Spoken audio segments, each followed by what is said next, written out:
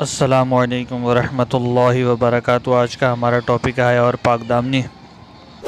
اس بیان کو دھیان سے سنیں، انشاءاللہ بہت زیادہ فائدہ ہوگا کہ معاشرے کے اندر اس وقت بے حیائی بہت زیادہ عام ہے۔ یہ نئے نئے software TikTok Likee وغیرہ اور بھی بہت سارے سافٹ ویئر مارکیٹ میں آ گئے ہیں، جس کی وجہ سے بہت زیادہ بے حیائی انتہا کو پہنچ چکی ہے۔ اور آپ صلی اللہ علیہ وسلم نے فرمایا تھا ایک زمانہ ایسا آئے گا جب بے حیائی عام ہو جائے گی تو تم ایسی بیماریاں دیکھو گے جو تمہارے بڑوں نے پہلے نہیں سنی ہوگی، اور آج وہی وقت ہے۔ ایسی بیماریاں ہیں، ایسی وبائیں ہیں جن کا علاج بھی نہیں ہے، جہاں ہم نے پہلے کبھی نہیں سنی۔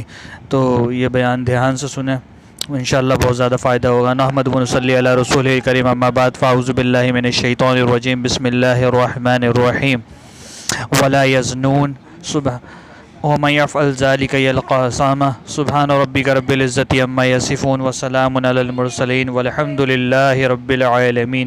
اللہم صلی علی سیدنا محمد وعلی آل سیدنا محمد وبارک وسلم۔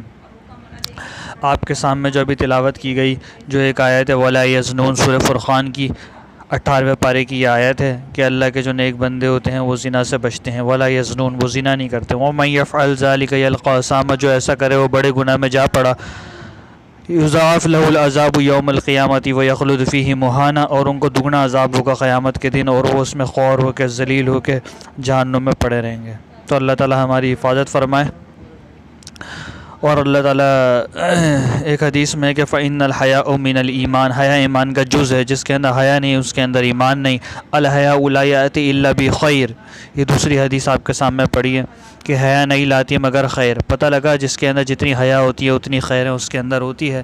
اور ایک حدیث میں آپ صلی اللہ علیہ وسلم نے فرمایا الْحَيَاءُ مِنَ الْإِيمَانِ، حیا ایمان کا جز ہے۔ وَالْإِيمَانُ فِي الْجَنَّةِ، اور ایمان جنت میں لے جانے والا ہے۔ وَالْبَذَاءُ مِنَ الْجَفَاءِ، اور بے حیائی جفا ہے۔ وَالْجَفَاءُ فِي النَّارِ، اور جفا جہنم میں لے جانے والی چیز ہے وہ۔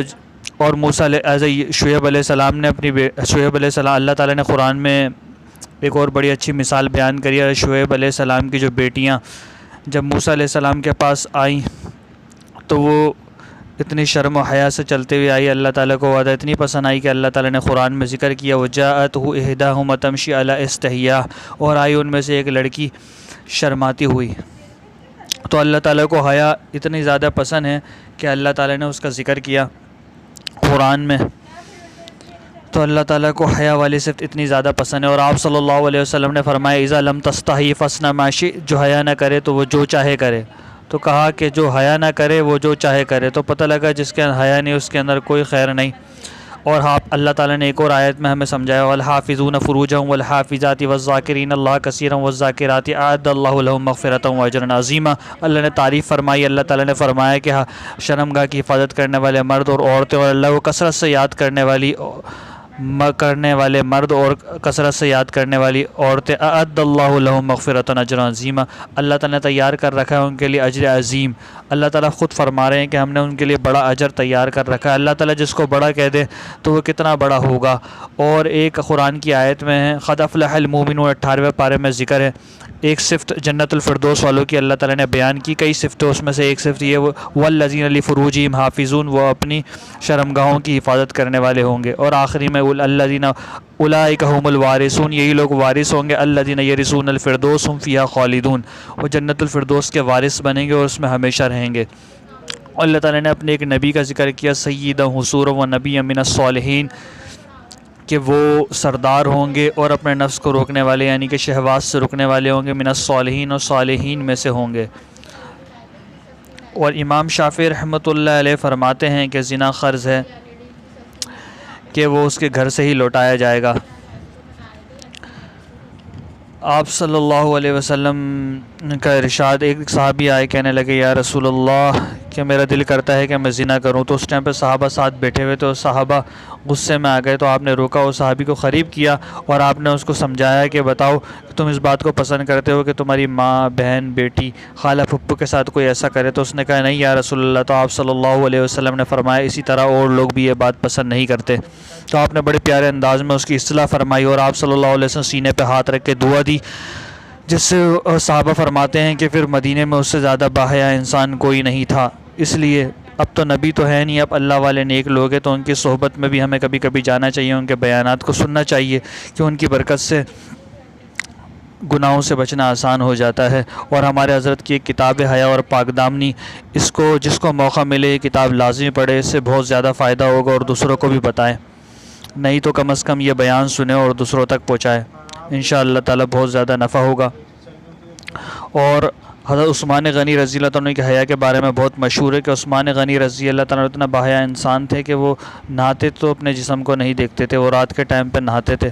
اور آپ صلی اللہ علیہ وسلم نے فرمایا، ایک دن ایک مجلس کا ذکر کیا کہ اس میں آپ صلی اللہ علیہ وسلم بیٹھے ہوئے تھے، آپ صلی اللہ علیہ وسلم کی پنڈلی سے شلوار اوپر کی طرف اٹھی ہوئی تھی، تو ابو بکر صدیق رضی اللہ تعالیٰ عنہ آئے، آپ صلی اللہ علیہ وسلم ایسے ہی بیٹھے رہے، عمر رضی اللہ تعالیٰ عنہ آئے تو آپ صلی اللہ علیہ وسلم ویسے ہی بیٹھے رہے، عثمان غنی رضی اللہ تعالیٰ عنہ آئے تو آپ نے پینچے کو تھوڑا سا نیچے کر لیا، تو صحابہ مجلس کے بعد کہنے لگے یا رسول اللہ، ابو بکر آئے تو آپ ویسے ہی بیٹھے رہے، عمر آئے تو ایسے ہی بیٹھے رہے، عثمان آئے تو آپ نے پینچا نیچے کر لیا، تو آپ نے فرمایا کہ تمہیں کیا معلوم عثمان سے فرشتے بھی حیا کرتے ہیں۔ اللہ اکبر، اللہ تعالی ہمیں بھی ایسا حیا کرنے والا بنا دے۔ اور امام شافعی رحمۃ اللہ قول کہ زنا قرض ہے وہ تمہارے ہی گھر سے لوٹایا جائے گا، اس پہ ہمارے حضرت نے بڑا پیارا واقعہ لکھا کہ ایک سونار تھا، کئی واقعے لکھے، اس میں سے میں ایک واقعہ آپ لوگ کو سنا دیتا ہوں۔ ایک سونار سونے کا کام کرتا تھا، تو اس نے سونار کا کام ہوتا ہے کہ چوڑیاں پہنانا، سونے وغیرہ کی، وہ عورتوں کو ہاتھ پکڑ کے پہنایا ہی کرتے ہیں۔ ایک دن شیطان نے اس کو بہکایا، روزانہ ہاتھ پکڑ کے پہنایا ہی کرتے ہیں، لیکن بس اس نے شہوت سے ہاتھ پکڑا، اور یہ بات آئی گئی ہو گئی۔ جب وہ گھر آیا تو اس نے دیکھا کہ اس کی بیوی روتی ہوئی اسے ملی، تو اس نے کہا کہ کیا ہوا؟ تو اس نے کہا کہ وہ جو دودھ دینے والا آتا ہے تو بڑا ایماندار، آج تک کہ کبھی ایسا نہیں ہوا، لیکن آج اس نے دودھ دیتے ہوئے میرا ہاتھ پکڑ لیا۔ تو اس کو افسوس ہوا، اس نے کہا وہی ہوا جو میں نے کیا۔ تو امام شافعی رحمۃ اللہ علیہ کا ایک قول ہے کہ زنا قرض ہے وہ تمہارے ہی گھر سے لوٹایا جائے گا۔ اللہ تعالیٰ فرماتے ہیں قل للمؤمنین یغضوا من ابصارہم ویحفظوا فروجہم، اے مومن مردوں اپنی باز نگاہوں کی حفاظت کرو اور اپنی شرمگاہوں کی حفاظت کرو۔ اور اللہ تعالیٰ عورتوں کو بھی یہی حکم فرماتے ہیں قل للمؤمنین یغضضن من ابصارہن ویحفظن فروجہن، اے مومن عورتوں اپنی شرمگاہ کی حفاظت کرو اور اپنی نگاہوں کی حفاظت کرو۔ تو اللہ تعالیٰ ہم سب کو اپنی نظر کی حفاظت کرنے کی توفیق عطا فرمائے۔ آپ صلی اللہ علیہ وسلم نے فرمایا زنا العین النظر، ہر اٹھانے والی آنکھ زنا کار ہے۔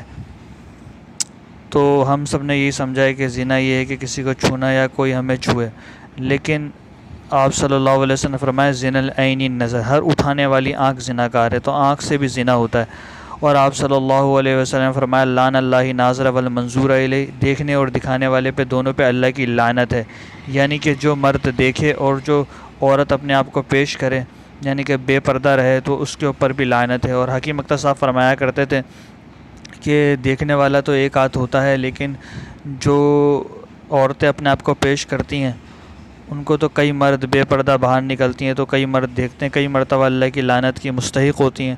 تو ہمیں چاہیے کہ ہم اپنی ماں بیٹیوں سے بھی کہیں کہ وہ پردہ کریں، ہم پردے کا نظام پیدا کریں تاکہ ماحول میں بے حیائی ختم ہو سکے، اور خود بھی اپنی نگاہوں کی حفاظت کریں۔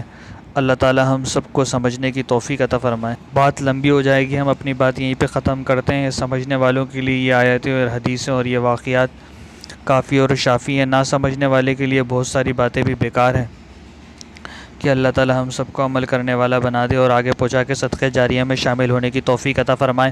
آپ صلی اللہ علیہ وسلم نے فرمایا سرسبز و شاداب رہے میرا امتی جو میری بات کو سنے اور دوسروں تک پہنچائے۔ اور اللہ تعالیٰ نے بھی مختلف آیاتوں میں ہمیں سمجھایا، اس امت کی خاص صفت بیان کری کنتم خیر امت اخرجت للناس تأمرون بالمعروف وتنہون عن المنکر وتؤمنون باللہ، تم بہترین امت ہو، بھلائی کا حکم کرتے ہو، برائی سے روکتے ہو، اور ایک اللہ پہ ایمان رکھتے ہو۔